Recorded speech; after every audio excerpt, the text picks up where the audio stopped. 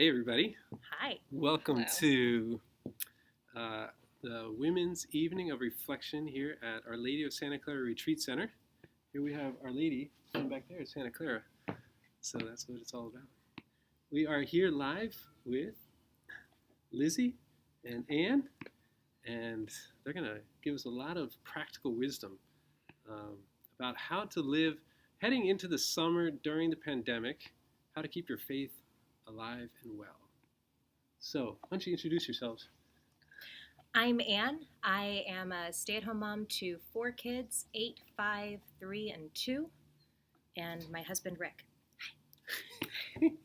Lizzie. I teach 6th grade and 7th grade at Canyon Heights Academy, and I have Gabriel and Johnny Suarez. I guess they're probably not watching this because it's a woman's evening. Well, are there any men logging in there?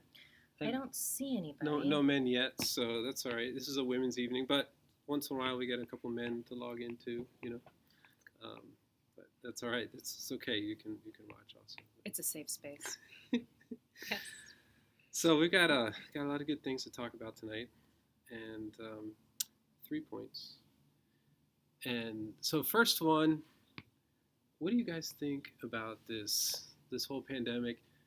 You're about to just launch into summer here. We've been in a crazy 3 months, no structure, and there's a little bit of a fear of, like, let's call it paralysis by analysis, right? Yes. It's the paralysis that the unstructure and the fears of the uncertainty of everything coming up creates in our lives. So, Well, I think the first. I remember my first instinct, my first reaction to feeling that summer was coming on after the on the cusp of shelter in place still sort of being in place was, oh my gosh, like we actually had a routine going during the summer. I mean, during the school year, we had our day planned out. We had our kids' Zooms going on, and now what do we do? Without really the day-to-day sense of expectation, and yet we don't know what's open.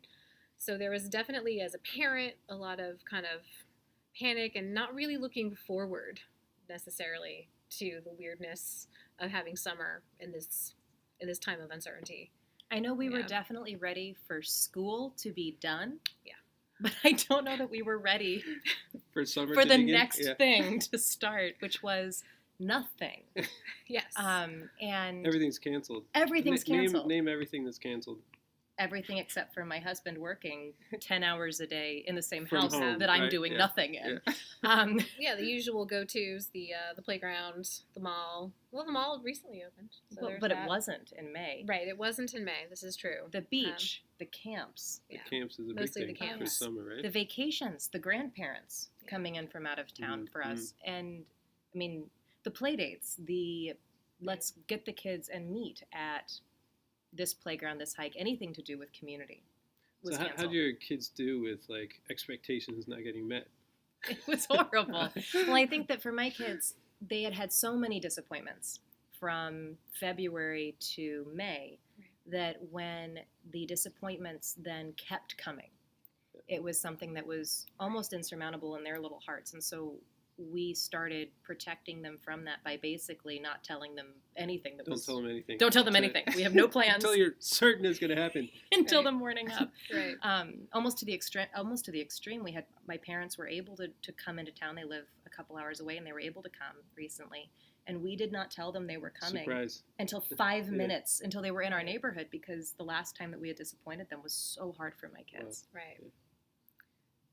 And so in that fear, though, it has kept us from telling them much of anything that's been going on. Mm-hmm. And which then makes planning hard, because my disappointment meter for sure is way off track too. Because I'll plan something. We planned a beach outing in May when the beaches were starting to open, and we saw friends of ours going to the beach. Oh, we're going to go to the beach. And then beaches were closed from early in the morning till late in the evening. We're not going to go to the beach anymore. And it really bummed me out. Mm-hmm.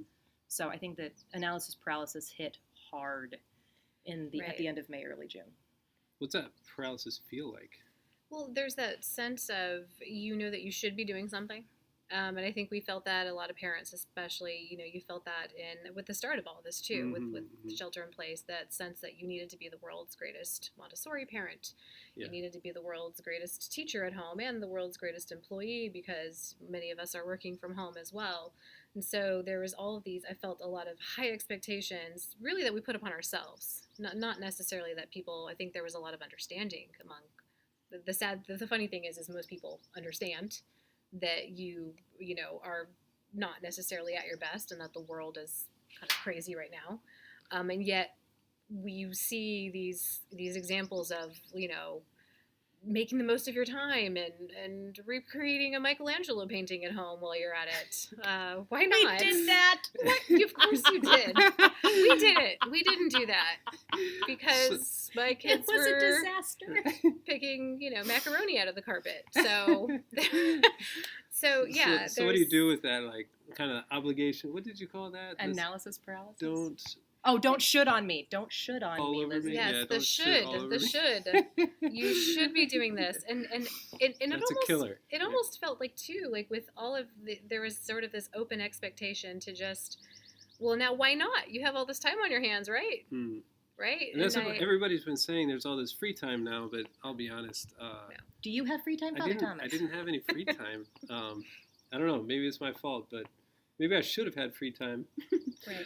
But everything going online, I was just doing retreats online, Right. spiritual directions online, and then just having to go online was a whole new learning process, right? So it was just, there was actually a lot of stuff going on, and Right. I had to slow down. So. And I think anyone who's working from home, anyone out there working from home can tell you, you're working probably far more, I think, than you ever do, maybe live or going into the office. And a lot of that is maybe psychological, of that sense of overcompensation, but a lot of it is too, there was this sense of sort of, coming together, and you're going above and beyond because you know that everybody is in the same spot, right? And so I'm doing my part, and there's a lot of generosity, I think, of time and spirit there as well.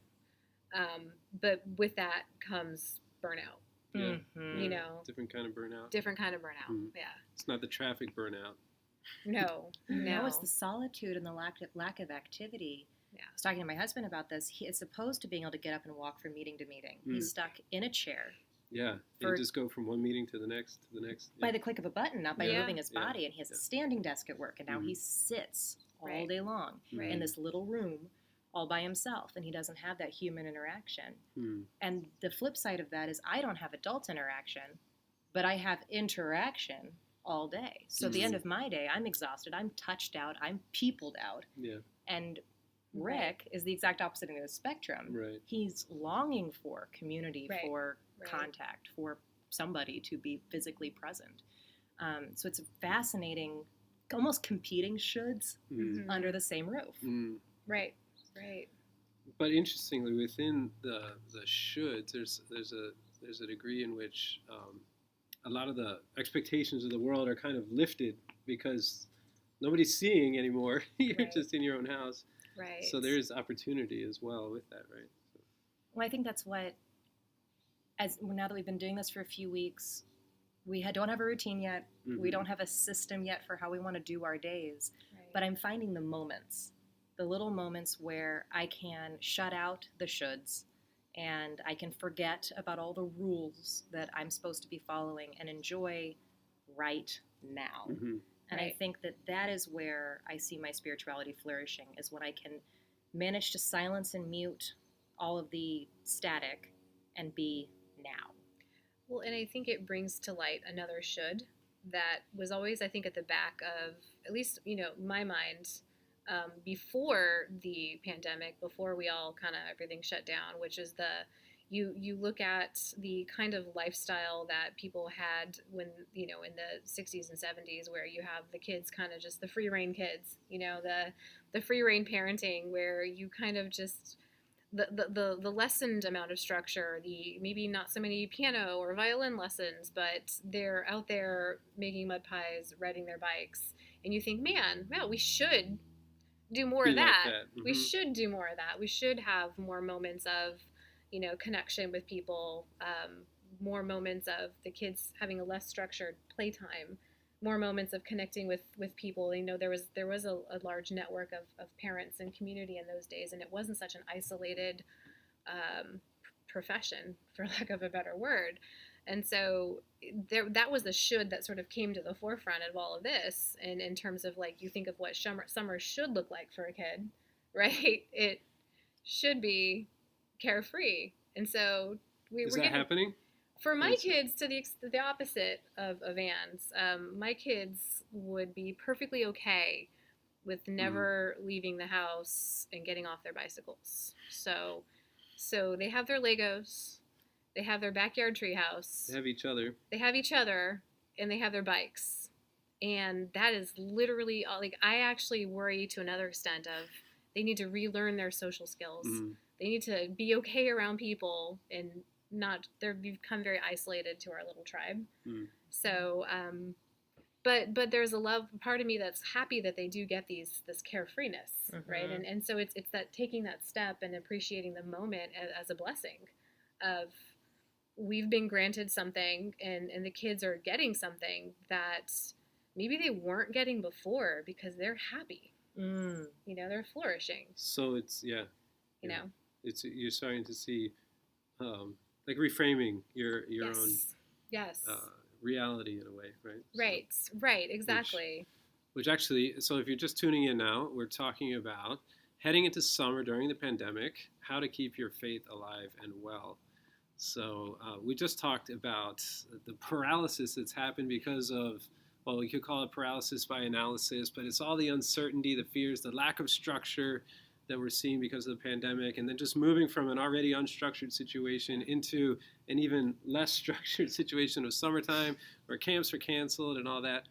So we're talking about what that feels like, but we're going to move on now to our second point and look at the reframing of reality as a blessing. So there's actually lots of blessings that come along with all of this. So there are, and in the absence of structure, right? As you mentioned earlier, that you also don't have the spiritual structure of, you know, especially if your kids are, you know, in Catholic school, you know, you do get so many opportunities for spiritual formation as a parent, right? And you begin to depend on those throughout the year. And so even summer, even in a normal year, is sort of that structure is sort of wiped out spiritually as well. How do you maintain that through June and July and August? But I within all of that and in being in shelter in place and with all the uncertainty, I think one thing that we learned early on is to see every opportunity or every moment as an opportunity for grace, as an opportunity to see it as a blessing. So, I mean, there's always a personal choice in the moment of when you are, you know, doing conflict resolution between a 5-year-old and an 8-year-old, where, side note, I think I would have a great second career as a hostage negotiator. Yeah. Who's the hostage taker? It's just the list of demands. You're like, okay, I understand that you feel frustrated about, you know, not wanting to eat this right now, and I see your demands. Let me talk with my superiors. You know, just the validating anyway. But you reframe it as, okay, this is an opportunity for me to appreciate my children in a new light, and again, to appreciate what they're getting from these moments. Because we're able to see our kids in a microscope that maybe we didn't, and maybe even took for granted on a day-to-day as we are all working, or, you know, they're at school and they're going from activity to activity. And so I found myself to be more hyper-aware of all these little moments, and hyper-aware of the fact that they're going to remember this. They're going to remember this 20, 30 years later. And I found myself to be hyper aware of what a blessing it is that I get to be here. I get to be there with them. I get to help redirect them for them. But I also get to hopefully be a part of this story or narrative that they're going to remember well into their adulthood. And I think, you know, that's a blessing. Well, I don't know about you, but that does not come naturally to me. Well, it doesn't come naturally. Don't like take that for like we need I'm like not... a pandemic. Right. Yeah. Well, no, even more than that. The reframing thing, my natural state of being is analysis paralysis or or full-on hostile takeover of a situation. I don't have these moments of stand back introspect. No, there is no stand back. None. Hey stand in guys. awe. None of that. Observe. I have to work on that. And I think that one of the most challenging things to me has been to get out of the analysis paralysis and into that reframing. Mm-hmm. Not just for my kids, but for me too. Like, oh, I have a silent moment. The kids haven't woken up yet. My husband's doing something. And my brain immediately goes to, okay, what do I need to do? What should I do? All those shoulds come flooding in. As opposed to, what a gift. Let me take a deep breath and enjoy the gift that has just been given to me. Open my Bible, get on my proverbial knees, be in this moment for what it is instead of filling it with all the shoulds that I have let go. Exactly. And I think to that point, even you don't have to be a parent, and I know many of us tuning in are not, parents. It just really goes back to, that God is using your environment around you to teach you something. Mm-hmm. And so are you willing to see that? Can you open up your eyes and recognize that, okay, I need to stamp out the noise of the shoulds and just appreciate the moment for what it's doing for me. What am I getting out of this? What am I learning from this? What am I meant to take from this? And even one of the shoulds is you should be doing a meditation, like you have to get away from the noise, right? And now, especially, if the kids don't even go to school, then there's no chance, right? God bless all you parents who do retreats while your kids are there. Yes. But now you're actually like a reframing is how do I find God in this moment or become a contemplative in the midst of the action? And I think that's like what you're saying is like just looking in awe at the gift that's present there, right? And learning how to perceive that and appreciate it, right? Absolutely. That's really good. So becoming a contemplative in action. I love that. Trusting God will use my environment if I let him. I think that that's the thing that I'm having to give over, and I'm loving what it's doing. The work that it's doing inside of me is that I don't think it looks like anything that anybody's ever experienced. This does not look anything like normal or anything that I projected normal to be. But trusting that God is still the arbiter of all things, He's still the creator of all things. He will use this. I need to be open to that. And I think that reframing is the best word that I think we can come up with for that. Reframing this moment of chaos as a moment of growth, a moment of contemplation is a tremendous work to be done. And it's where I'm still at. I'm still working on doing that. But I think that it's it's really necessary and challenging work, but also very fruitful.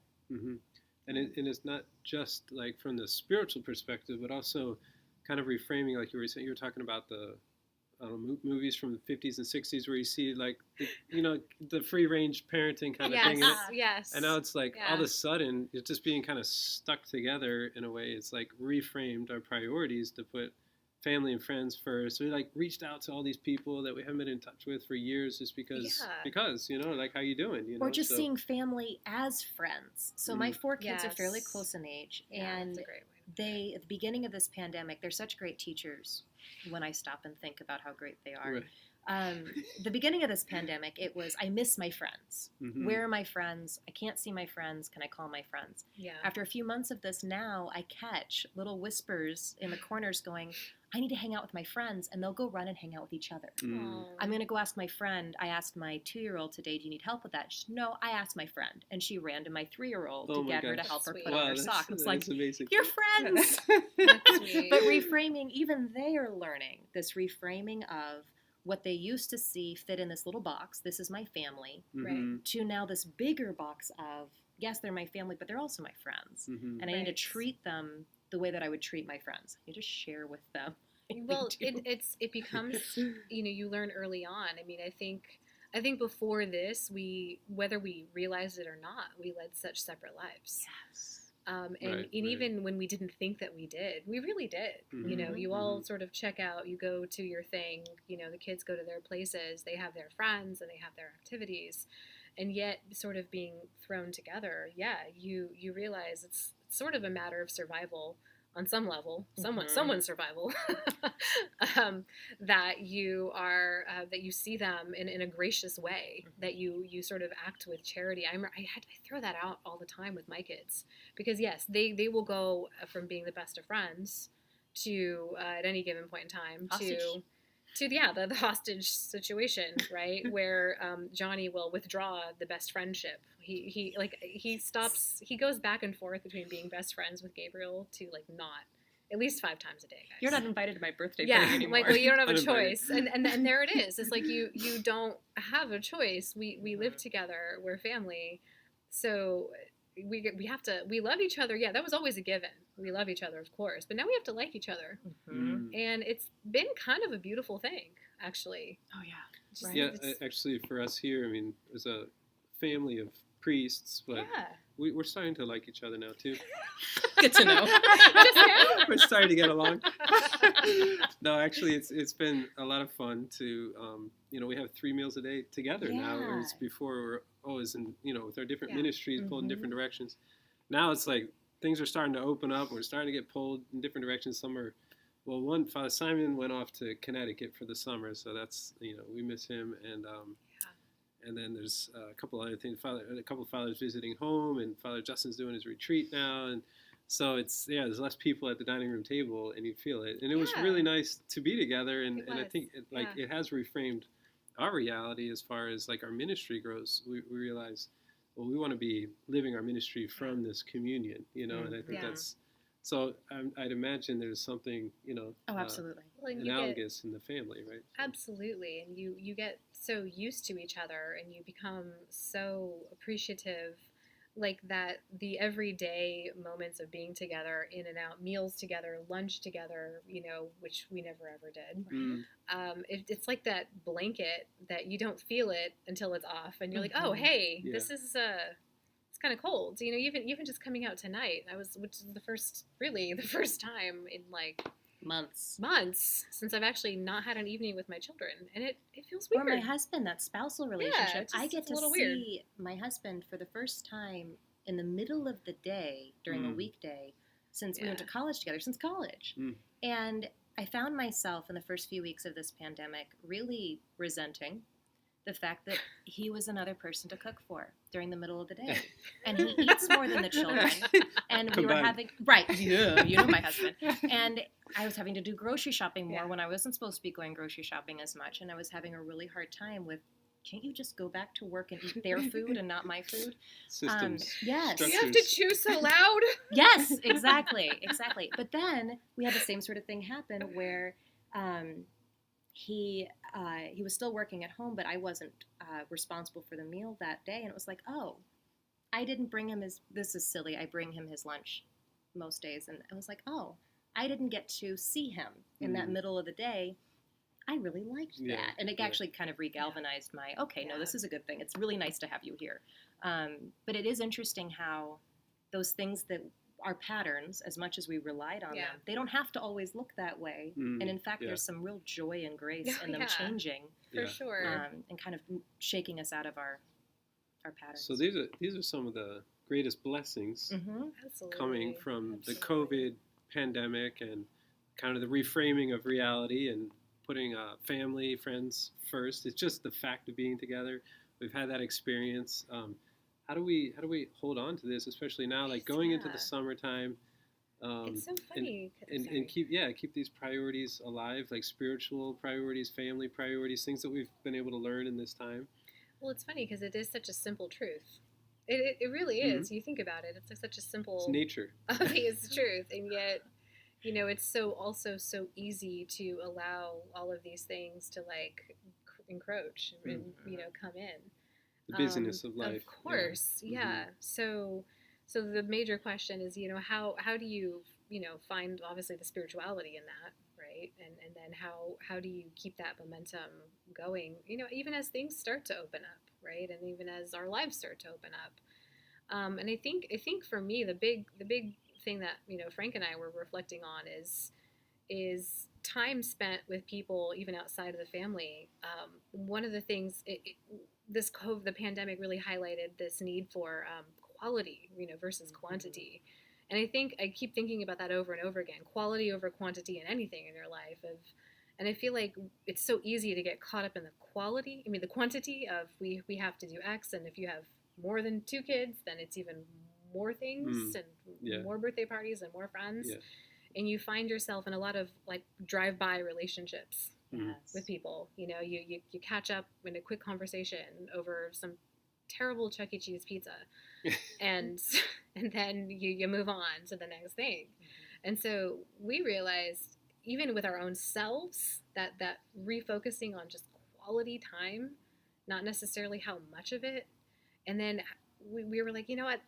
I don't miss the mall. I don't miss the movies, theaters. I don't really miss going to restaurants. I do miss just having people over and just having those quality relationships with quality people that you just, those moments of just laughing and drinking over, you know, laughing over a glass of wine over the stupidest thing, and just the kids are rolling around on the ground. Those moments. And I think it's like looking at what you miss the most and just latching onto that. And like we said, there's this kind of lifting of the worldly expectations, right? Yes. Like before, you had to be in 10 different sports and extracurricular activities and all these things, and all that's canceled now. So it's all of a sudden there's no sports. You know, there's not all this tug in every direction. Of course, those things are going to come back. So right. I think this leads us actually into our third point. So if you're just connecting now, we're talking tonight about heading into summer during the pandemic, how to keep your faith alive and well. And we've talked about the paralysis caused by fear, uncertainty, and no structure, especially going into the summer. We talked about reframing your reality and discovering this whole situation as a blessing. And now we're going to talk about innovation or innovative spirituality. So as we're going forward, like, how do we actually keep these things going, these blessings that we've received? Yeah. I mean, it's going to take a lot of intentionality to maintain those. Great word. Plus a lot of, innovation in, trying to provide those things that aren't provided by the camps and all those things that are out there. I want to say, first of all, intentionality is a great word. And I think above all, again, it seems like an obvious truth, but easy to get lost. It's moving forward with intention, realizing what you value the most, what you miss the most, and just proceeding forward with it with intention. And I think this pandemic taught us too to be really innovative in making do with what we have, and you see it everywhere. If you can't have a live graduation, people found a way to make it special and make it amazing. You can't go to Disneyland. People made rides in their yards or in their houses and filmed it, and some of them looked really cool, actually. And so we have that ability. I mean, I think inherent as humans, we are just very creative beings, and we find a way. And so I think it's and why should our own spirituality be any different, right? I mean, you can find a way to be innovative in making do with what you have and the moments that you have. And even with the people that you're surrounded with on a day-to-day basis, right? Like a retreat doesn't always, it used to be a thing that one of us would do separately and go off on our own, but now it's like, well, with everything being online, you can do it together. Well, you said the school retreat we were doing really for the kids, but it ended up becoming a whole family thing. It was great. It was wonderful. That was a perfect example of, again, making do with what you have, and then finding an opportunity to do something you'd never done before, which is attend a lower school retreat with your second grader. It was great. And, Father Matthew, the chaplain of the school, he said, Father, preach to the parents through the kids, like you're really hitting the parents, right? Right. Well, and I think that for me is one of the things that I've been focusing on as I try to create a routine for the summer is to take advantage of all the amazing things that are out there for kids, because oftentimes that's where my faith journey is to impart upon them what my faith looks like, but at their level, which is terrific because it teaches me a lot of stuff about mine. So a couple of the ideas that were coming to mind for me that maybe will be helpful. There's a blogger, a Catholic mom blogger that's fairly well known. She goes under the name of Catholic Icing. It's easy to Google. She has this Bible camp that she came up with. It's a 3-day thing for kids that's around the Sacred Heart and the Immaculate Heart, and both of those feast days are coming up. But her idea was that you can do this anytime throughout the summer, and she has 3 distinct days, but they don't have to be days because nobody is shoulding you about this. No expectations. None whatsoever. And she has the activities, she's worked out the activities so that they can be at a preschool level, they could be at a high school level, and you can pick and choose what you want to do or how you want to do it. And I got all the materials, and it's taken me a week to actually put them all together and to decide to do it. But it's things like that where someone else has done all the legwork. I just need to execute it with my kids, but I get to do it at my pace, Right. whatever that looks like for me. A lot of flexibility. But then there are also some tremendous things that are being done this weekend. I think it's called Essential Catholic, is doing a weekend retreat for kids. Parents are allowed to attend too. But it's free, and it's this weekend. It's all weekend, and there are all these tremendous offerings from around the world that are going on right now for kids and for parents alike, to try to make use of the technology and of the distance. One of the great ideas that I heard about from a friend was doing pilgrimages to various sites because they're performing masses all around the world at these different sites. So why not take a day as a family, learn about France, eat some crepes, don a beret, and go to Mass at Lourdes? Sorry. But why not? Why not take advantage of this opportunity to research a saint and then attend Mass at a church that's consecrated to that saint? There are all sorts of different ways of getting very creative. Attend Mass in a different language. Have it on in the background. Attend Mass, watch Mass in a different language done by a different diocese than the one that you might normally be used to. I think that there's so many opportunities to get deeply into the faith without having to do a lot of legwork or a lot of research. It's right there for us. Well, I know for us here at the Retreat Center, we've done whole weekend retreats online. And, my first reaction was like, oh, that's not going to be, like, very, effective. And I don't want to, like, just kind of give all my content, basically for free.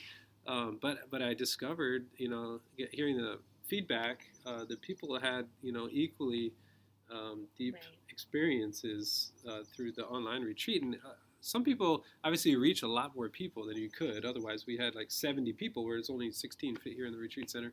So that was pretty cool. But on top of that, some people that couldn't otherwise go, whether because of, family commitments, work commitments, or finances. But even on top of that, there were some that just felt safer in their home. Right. And they wouldn't have gone out to a retreat center with people maybe they didn't know, or they just weren't sure if they felt safe. But this one lady's like, no, I have my prayer corner here at home. I know, my routine. And other ones said, well, I know I can just cry anytime. Like, I don't have to worry about who's next to me.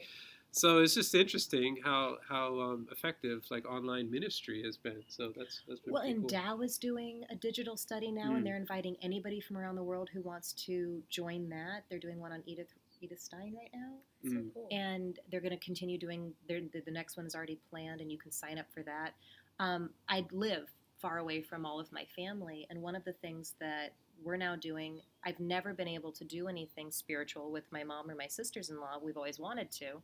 And now we're doing a Bible study because we can, and it's no better or worse than any other Bible study that's available out there because it's all on Zoom. It's a kind of because why not, and it's there, and I think you might find too that it becomes more democratic. Yes. In a sense that, again, like you mentioned, that people that wouldn't have otherwise been able to participate because of other commitments can, and that's, maybe there's a reason for that. It's something to embrace, certainly, in the moment, and just be, again, reframing it as a blessing, as something that we have available to us that we wouldn't otherwise.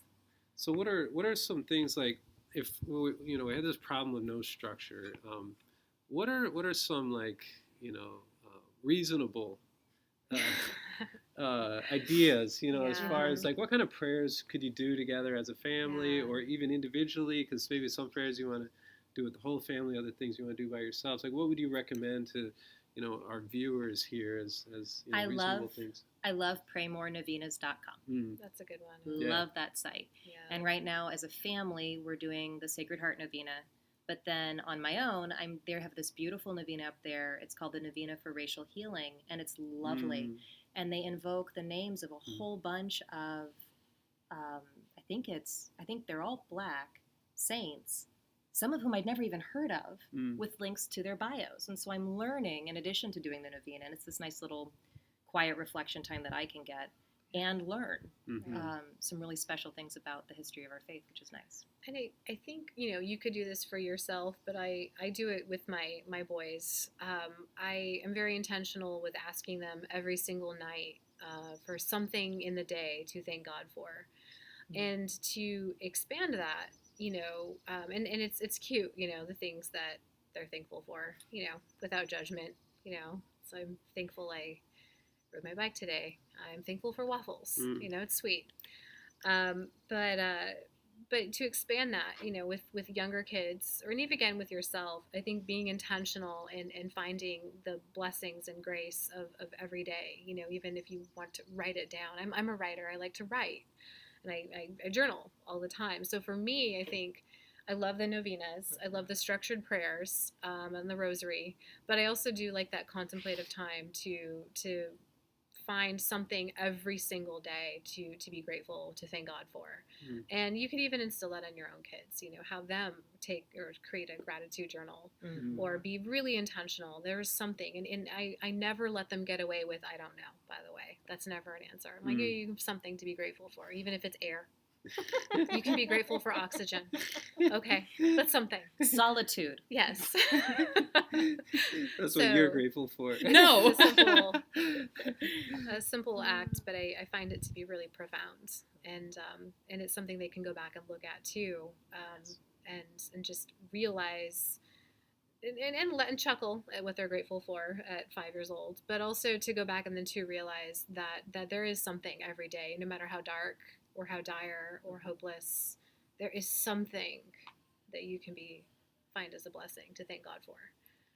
For us, we had to let go of this vision of what Sunday Mass was going to look like. By the I'm way, laughing because Rick sends me pictures of your kids sound asleep whenever I'm giving a homily on TV.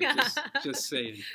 That happened one time, and I will not say whether or not we gave them melatonin before. My 5-year-old crawls under the couch. He just crawls under the couch and then bumps the couch from underneath as we're trying to... As we were balancing the fact that we want them to love their church and the fact that we want them to participate in their church, we were balancing the fact that they were dreading Sunday mornings, which is not how we want them to be approaching Sunday. Right. And so we had to abandon this idea of us all sitting around and watching the masses that were comfortable for us, that were easy for us to tune into. And thank God for the team at the church that we're attending, St. Thomas of Canterbury, sending out these beautiful emails with all these different resources. And one of the ones that we have latched Shout onto... out to Vicky Schwab. Yes. Oh, Vicky. Hi. Vicky! Yes, this was you. I think she's here. Vicky! There she is. Sorry, I'm going to call you out, Vicky. But she sent us this email with the Diocese of Singapore's Children's Mass. And never in my life would we probably attend the Diocese of Singapore's Mass. But we have, because we're not huge travelers, but we have been going to Singapore every single Sunday for Mass for the last month. They love it. Wow. And we'll probably have to switch it up again before we can attend Mass as a family safely again. But one of the things that we're having to learn as a family is that we have to give up some of the ideas of what we want spirituality to look like and the norm. That's a great point. And what it just needs to look like right now so that we can continue instilling a love of faith, not just prayers, not just the actions, but a love of faith. That's a great point because, yes, we again, going back to the should, right? We have this idea of what it should look like, and there's a lot of, again, letting go. Right, that's one thing we were all champions in this last 4 months, everybody, right? Letting go of so many things, and again, letting go of the idea of what spirituality is supposed to look like, and again, embracing the moment and reframing your reality, right? And then being innovative in how you reframe it and what you do with that new reality that you've accepted. Like, okay, so yeah, I'm not gonna go on my 7-day pilgrimage walking, on the El Camino. sorry that No. I can, do X, Y, Z, Mhm. and do it with the people I love the most that I'm at home with, right? So Yeah, That's absolutely. been good. All right, so if you're just tuning in, we are talking about heading into summer during the pandemic, how to keep your faith alive and well. So we've talked about paralysis because of the uncertainties and the unstructure. We talked about reframing our reality as a blessing, discovering the blessings in all this. And we're talking about now the innovative spirit or innovative spirituality, intentionality in keeping these treasures going and learning, finding ways to build in some structure into our summertime here with some Yes. prayer structure specifically, but keeping that family and friends in the forefront of those values that we've discovered. So we're going to open it up to questions now. You can send some questions in Facebook. We'll take them in Facebook, not in YouTube, because we got Facebook open here. So go ahead and you can send some in. In the meantime, I get to ask a question. Oh. Do you guys pray the family rosary together? We have tried. Yeah. How We have successful attempted was that? Yeah. So this is the should coming out. I will tell you how we prayed our family rosary. We gave the kids, this was an idea, not my idea. I got it from, I think it was actually Catholic Icing, who has a great little vacation Bible camp that they're offering right now. We got marshmallows and craisins and goldfish. And we made a little cross out of goldfish and then a craisin and then 3 marshmallows cute. and a craisin. Oh, yeah? And 10 marshmallows and a craisin and on around. And after each prayer, You got to eat it. they got to eat it. Oh, that's some serious Wow. motivation going on there. And what was behavioral psychology. behavioral psychology? What was Wow. amazing was that they waited. I don't know. This was the grace of God. This was Mother Mary looking out for me. They waited to eat the next thing, and it was so cute watching even my 2-year-old like, Is it done now? yet? Are you done yet? Holy Mary, and- Mother of God. And forever after, your kid's mouth is going to water every For- time, Every time For they pray a Christ. they rosary. say yeah. a rosary. Yes, for Like, it's Mary. gonna They be will like thirst for Mary. Pavlov's dogs. But no, so that was how we did one of our family rosaries. Another way that we have done it, thank you. I don't know that the LeBlancs are queuing them, but Camille LeBlanc and her family did a lovely family rosary on Thursdays. And it was really great for my kids to watch friends of theirs participate in a rosary. It was some really great peer pressure going on. See what Arthur's doing. But yeah, we have attempted it, and we have learned that our kids are not quite ready to do a whole rosary on their own. How about a decade? We have done decades. That's that. When I was a kid, that's my brother and I would just every night, one of us would say to the other, "You start," Right. and then we pray one decade, and that was it. And that was pretty good. It's so funny, like talking to asking about prayers. It's like going to my cardiologist and having her ask me about what my exercise and eating habits have been lately, and you're like, well, I swear I haven't been eating as much cheese, and anyway, but we the kids aren't up at a full rosary yet, Yeah. but we do a nightly prayer routine that includes the Hail Mary and the Our Father and the Glory Be. So it's sort of like I love the and the gratitude journal Yeah. part. That brings it all alive. So Yeah. that's really good. So we do have a question here. Kathleen Whitmer asking hey Kathleen, From New York. yeah, tuning in from New York. Just asking what we can expect the next few weeks in the diocese to be like. Well, as you know, just the churches just opened up officially yesterday, June 15th, for a very limited capacity of 25 people maximum, and outdoors only, which is a nice thing that we can do here in California at Yeah. least, Thank right? goodness for California.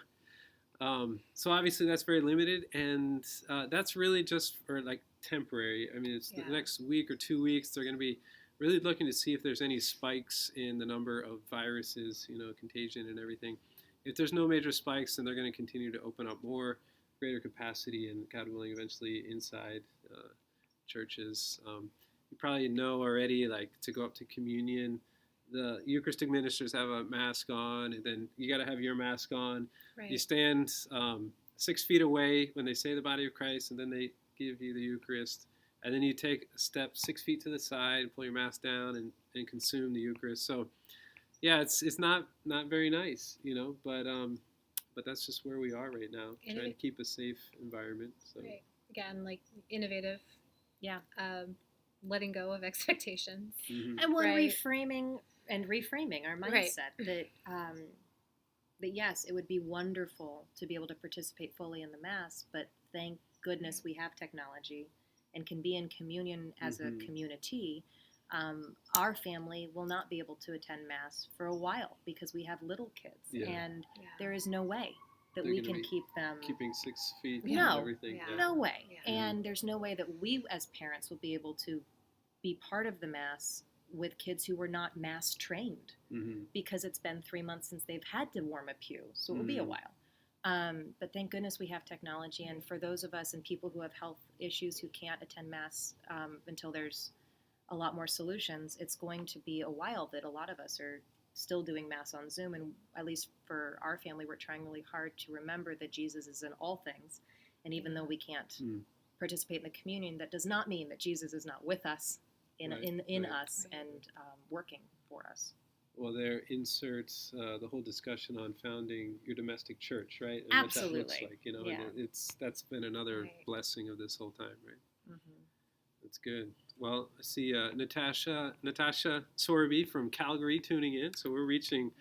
And somebody's from Australia. We had there, Australia tuning in here, so Cool. go ahead and send any questions you have about how to keep your faith alive and well during the summertime, during this pandemic. Lots of craziness. People, maybe with kids a little older than yours, going off to college and the great, How should we be getting back to the Eucharist is a question. So, okay, go ahead. What does it say there? Amy Gardino asked about structure is how should we be getting back to the Eucharist? And she references the fact that parishes are making appointments to stay under the 20-person limit. So how does the should factor in there? How should we be reapproaching the Eucharist?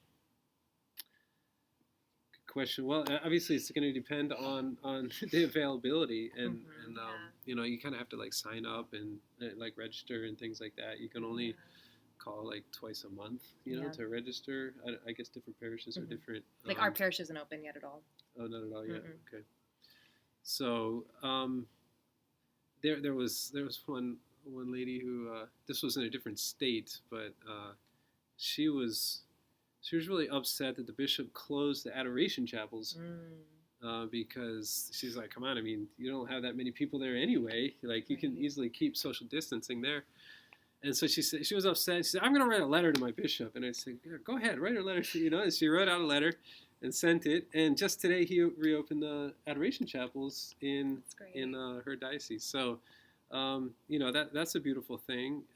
So adoration, once adoration chapels are open, is a great way to have access to the Eucharist again. And I was talking about this in my homily on Sunday for Corpus Christi, the Feast of the Body and Blood of Christ.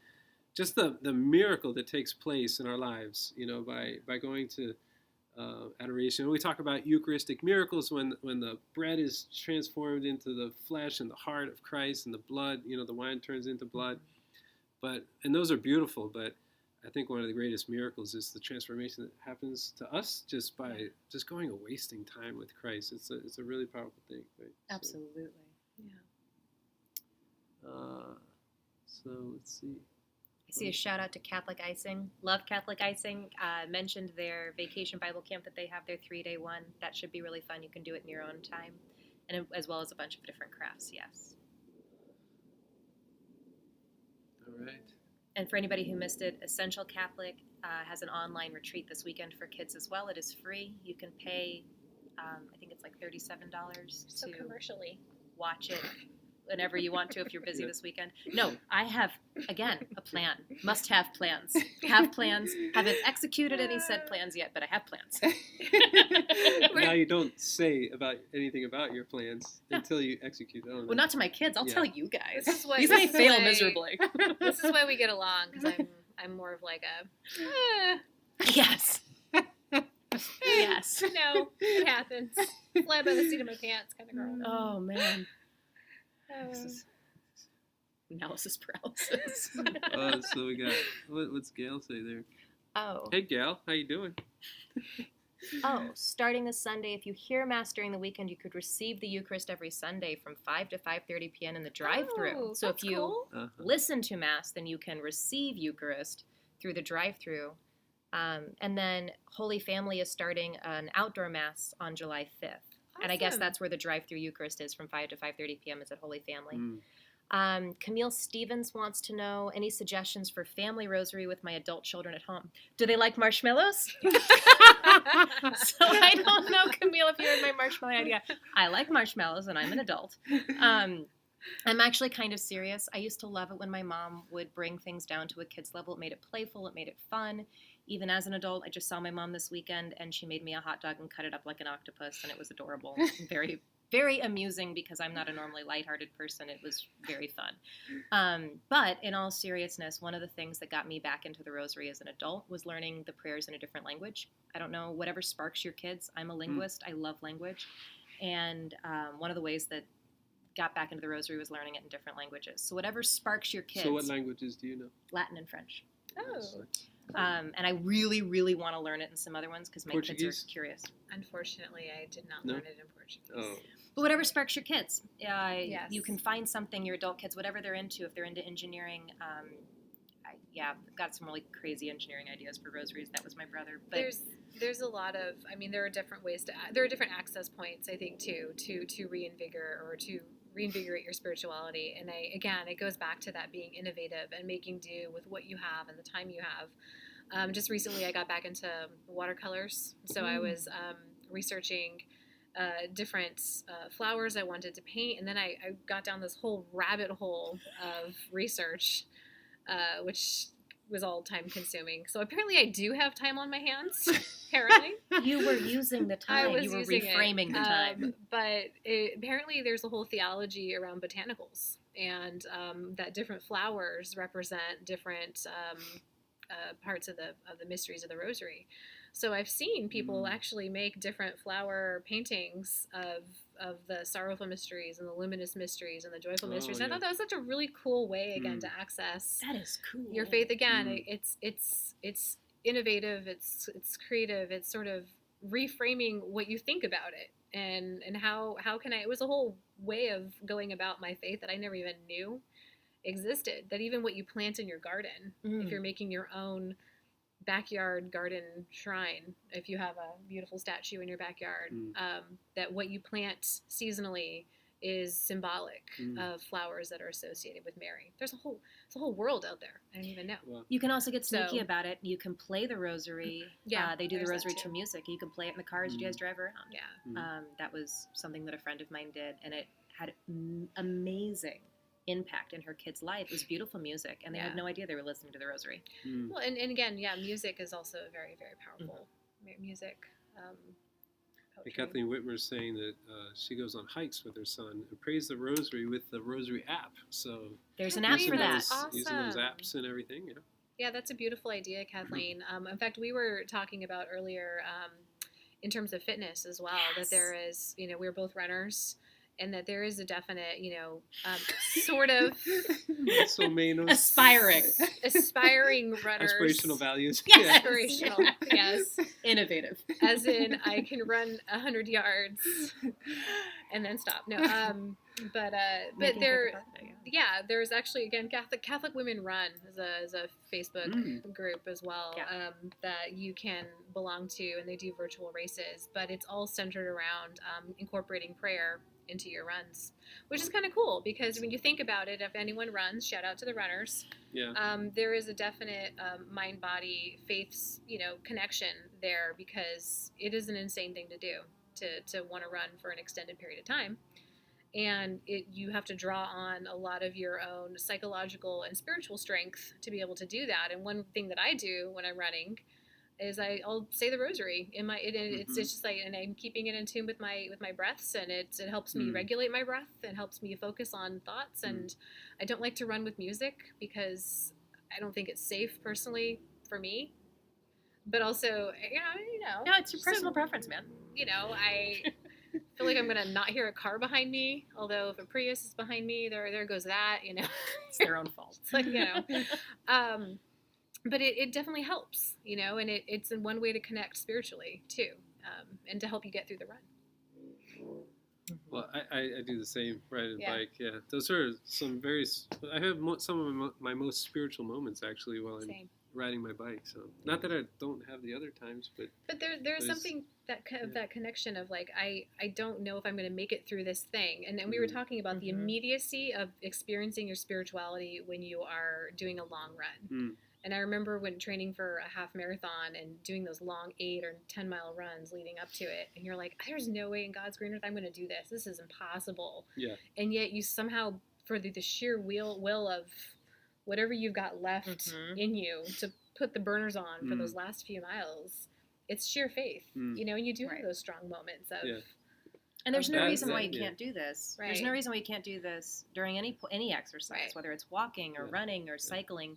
right. The fact of the matter is, none of us are allowed back in the gyms. So This is unless you true. have an We get out, elliptical, yeah. And you might in your not house. want to when Right. they open. But there are no group classes right now. There are no cycling true, right? Yeah. classes that you can do with other people if you don't have the ability to do that in your own home because you have the equipment. So a lot of us are Yeah. learning how to run again, how Mm. to walk, how to cycle with the bike that we have in the garage gathering dust. And all these things can be done with an aspect of spirituality and faith. Sure. And you can bring your kids along for the ride with that. You were talking about how you run with your kids biking next to you. No reason why the Suarezes can't be chanting a rosary down the street. I know. Well, he tells me the plot of Muppet Babies instead. So. Also a Which worthwhile is use of time. also a worthwhile use of time. But yeah. So we got a question here: how to keep the faith alive for two teenagers in a broken family where a divorced husband is also criticizing the church and everything. Wow. So that's tough. That It is is. tough. I think, I don't know, my recommendation a lot of times, and obviously this is hard to do right now with the pandemic and everything, but those immersion experiences, like for especially teenagers, young adults, to go on a mission or to do a pilgrimage, it's like you get a whole week and you're outside of your comfort zone. Right. Mhm. You're in service to others, maybe building a house or something Oh, like that, yeah. missioning, or just doing a pilgrimage and just experiencing. You're talking about, go to Lourdes via online, but I mean to go there in person and just to be able to have those experiences, like to be immersed in your faith. You go away with from that, like with an invigorated faith. So I know, like obviously right now it's not. Most of those things are canceled, although I know some will be, Right. starting up again soon. I would really recommend that. It's just a time for people to make their faith their own. So. And I think too, it gets complicated. I come from a split home, and you have two parents with two households with sort of warring ideologies, if you will. And speaking from experience, I think it's important that if you can provide that.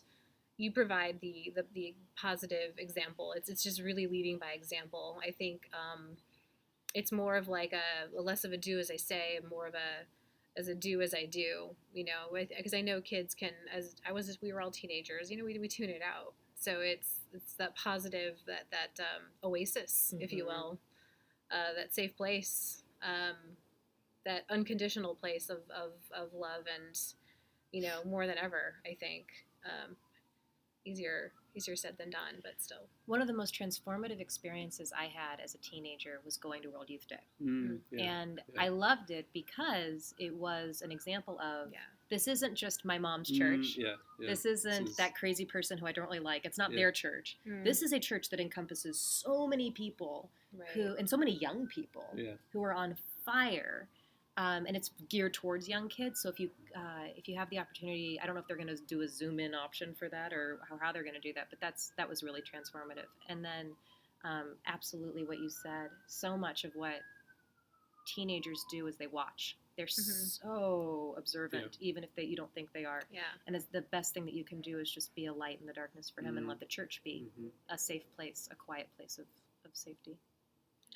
Well, this has been great. We're gonna have to wrap it up. A couple remaining comments there.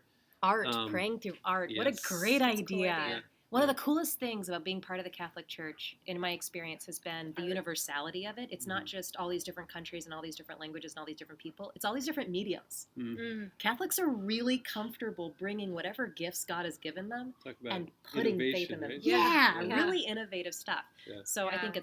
that's awesome. That's a great idea. And and Estella was talking about, hey Stella, talking about praying the rosary on Zoom with the grandparents, and the kids are getting more engaged because grandparents are there. So that's another idea. Which is terrific. Yeah. So this has been a lot of fun. Heading into summer during the pandemic, how to keep your faith alive and well. We talked about the paralysis caused by all the uncertainty and the fears and the lack of structure. We talked about reframing our reality to see the blessings in all of this. And then how do we take these blessings forward through an innovative spirit and intentionality to hold on to these newfound values of family, friends, and faith, right? So thank you so much to both of you. Thank you, Father Thomas. Ann and Lizzie for joining. Thank you. And for all the practical wisdom that you've imparted tonight.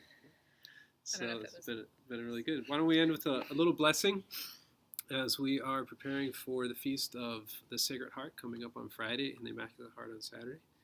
The blessing of Almighty God, the Father, and the Son, and the Holy Spirit descend upon you all and remain with you forever. And may Jesus Christ reveal his Sacred Heart to each one of you, to your families, and may his heart be enthroned in your homes. And may you have his protection and the blessing and the protection, the intercession of the Blessed Mother and her Immaculate Heart to bring all of you into beautiful families and have God's blessing. Amen. Amen. Thanks, everybody. We'll see you. Well, actually, this is the last Women's Evening of Reflection for the year. So we're going to be taking July and August off for a little bit more unstructured summertime. But we'll see you in September, hopefully in person.